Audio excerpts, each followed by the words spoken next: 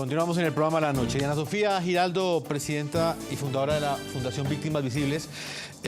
Tú participaste de estos encuentros con el gobierno nacional y de alguna manera hubo una vocería muy importante y muy interesante sobre la situación que enfrentan cientos de víctimas de las FARC que no han obtenido ninguna respuesta.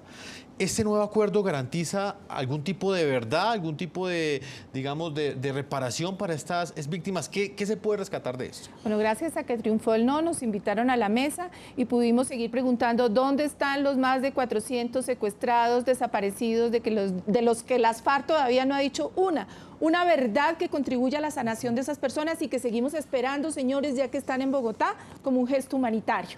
Ahora, ¿qué hizo el gobierno? Yo creo que sí se hicieron ajustes y que los debemos reconocer. El hecho de que se repare explícitamente con dineros de las FARC quedó en el acuerdo. El hecho de que se le dé a las víctimas emisoras quedó en el acuerdo, beneficios en adjudicación, en subsidios, en créditos, reconocimiento a la victimización de la mujer. Yo creo que en aras de la verdad se hicieron modificaciones y además el gobierno se comprometió a fortalecer como política pública a las organizaciones de víctimas de las FARC que están en incipientes, que no están organizadas. Entonces yo pienso que es necesario reconocer que se hizo, pero el papel lo resiste todo y seguimos esperando el gesto humanitario.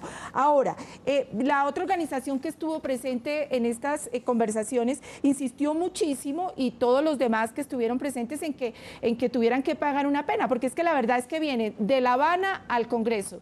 El Congreso por cárcel, más o menos, porque van a pagar desde su pena desde el punto de vista laboral, en el Congreso se van a elegir, no va a haber ni siquiera algo simbólico que le diga a la sociedad que portarse mal no paga, no se obtienen beneficios. Entonces eso hiere la sensibilidad de muchas víctimas. Para otras, muchas de las que están en nuestra organización, es más importante la verdad.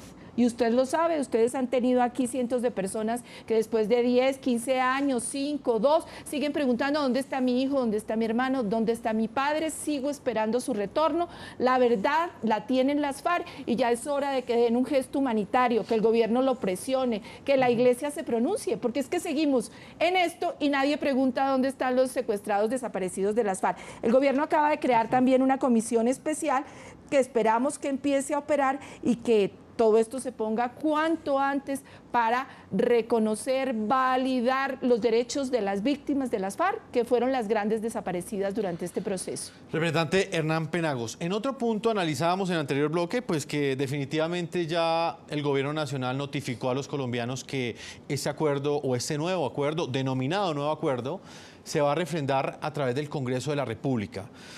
¿Usted cree que sí se le pueden hacer cambios a ese acuerdo en el Congreso? ¿Las FARC van a, de alguna manera, permitir, van a aprobar, van a respaldar que un acuerdo que fue firmado durante, o bueno, que fue negociado durante 6 años en La Habana, llegue al Congreso y lo modifique? ¿Eso no es de alguna manera seguir ilusionando a esos sectores del no, dándoles a entender que es posible algo que realmente es imposible? Bueno, mire, desde el punto de vista de la construcción del acuerdo, lo que se ha planteado es que ese acuerdo será llevado al Congreso y que el Congreso deberá respetar los principios, los derechos, los deberes y de alguna manera el marco en el que fue firmado y suscrito.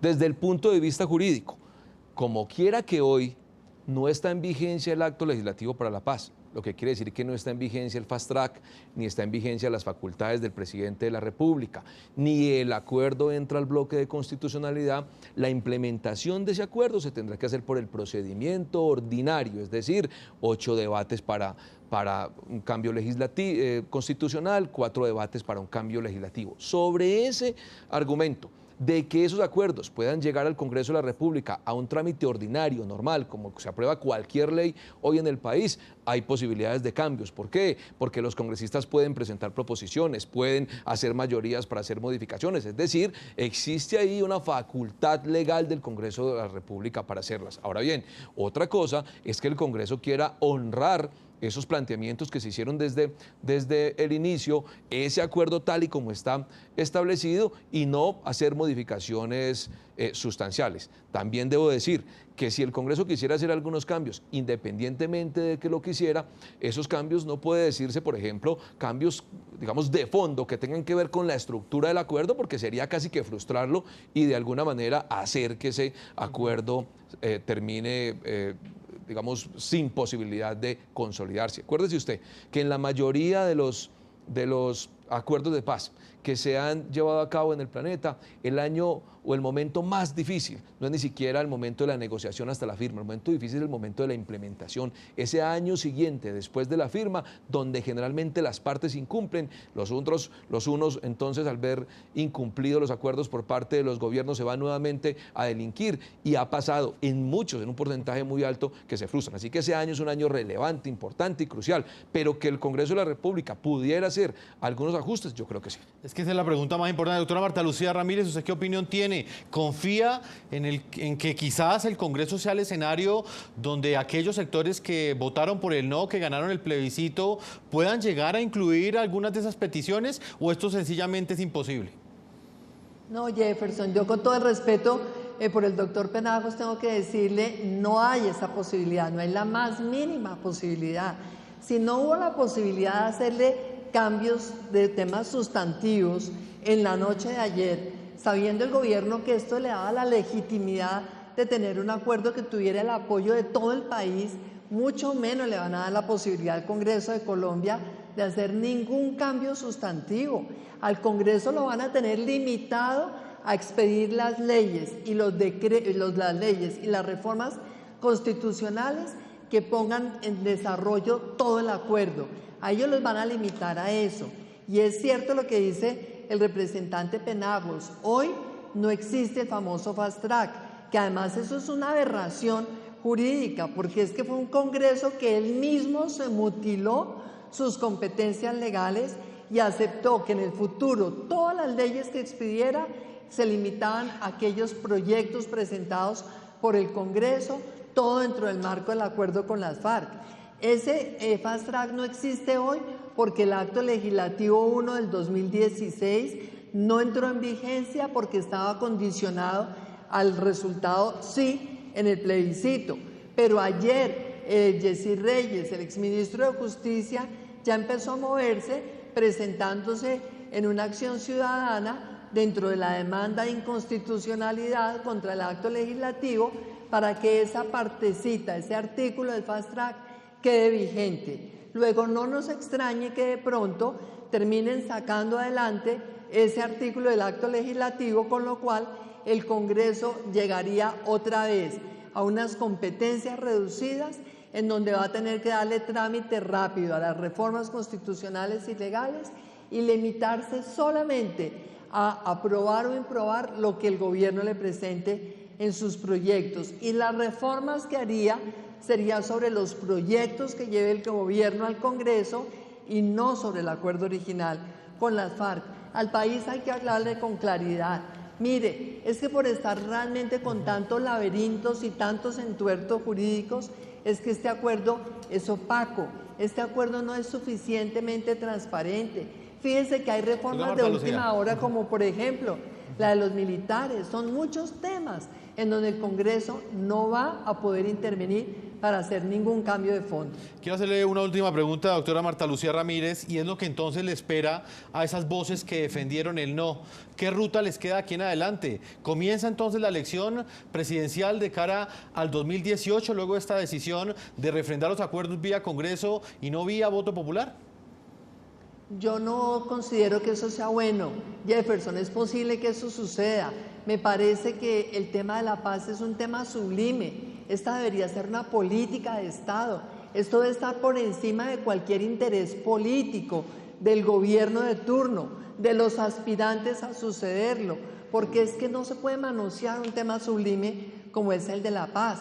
Pero yo sí creo, desafortunadamente, que terminar imponiendo el acuerdo vía Congreso de la República, en donde se está sustituyendo al constituyente primario, que es el pueblo, que fue al que se acudió con el primer acuerdo, y ahora se llega entonces a la democracia representativa vía Congreso en el segundo acuerdo, pues ahí hay una falta de coherencia. Repito, esto afecta la legitimidad y veremos seguramente distintas reacciones. Habrá gente que de pronto optará por presentar demandas contra artículos específicos del acuerdo porque violan la Constitución vigente. Habrá otros que tomarán la decisión de iniciar acciones políticas de buscar firmas, yo no lo sé, pero le repito, esto lo que hace es enrarecer más el ambiente político y lo peor, dividir mucho más al país. Este país necesita concordia para poder avanzar y creo que el gobierno no ha calculado todos los efectos negativos de mantener un país polarizado y dividido. Pues y no, yo creo Marta, que, y sin duda, si esto va a anticipar la campaña presidencial y eso no es conveniente. Debo hacer una segunda pausa comercial. Doctora Marta Lucía Ramírez, muchas gracias por haber estado con nosotros, es candidata presidencial. Gracias a usted, Jefferson. Un saludo a Diana Sofía, a su audiencia y al doctor Penagos. Gracias. Cuando regresemos, continuaremos analizando con nuestros panelistas y con esta decisión finalmente ya comienza esa campaña presidencial para el 2018 y ese campo de acción que le queda a esos sectores que votaron por el no el pasado 2 de octubre y que hoy encuentran en esta decisión de alguna manera un desconocimiento a esa voluntad que expresaron diferentes colombianos, una gran mayoría de colombianos, en ese plebiscito del pasado 2 de octubre. Una pausa y regresamos a la parte final de este programa de la noche.